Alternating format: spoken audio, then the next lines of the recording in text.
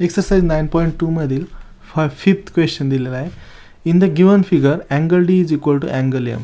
Angle D is equal to angle M आणि हे काय आहेत 90 डिग्री आहेत. DE is equal to M F. DE is equal to M F. His triangle DFE, his triangle DFE is congruent to triangle MNF. MNF, okay. DFE is congruent to triangle MNF. मग आता give reasons to justify your answers असं त्यांनी विचारले. तर काय करायचं आपण इथं लिहून घ्यायचं as usual in triangle DFE and triangle MNF.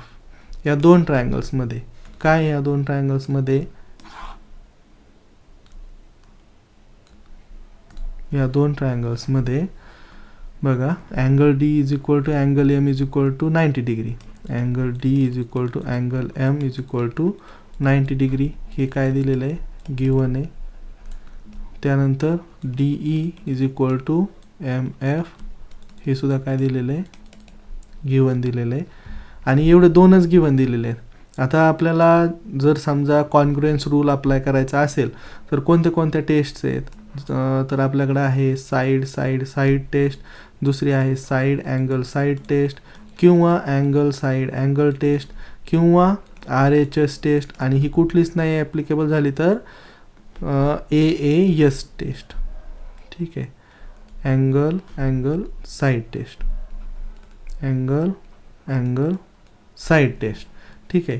तर या कुठल्याही रूलला जर अप्लाय करायचा असेल तर आपल्याला काय पाहिजे मिनिमम 3 कंडिशन्स पाहिजेत.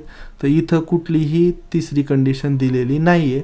त्यामुळे आपण काय आपल्याला असं म्हणावं लागतं की ह्या गिवन फिगरमध्ये हे दोन ट्रायंगल्स कॉन्ग्रुएंट आहेत का, तर इथं आपण म्हणणार इनसफिशियंट डेटा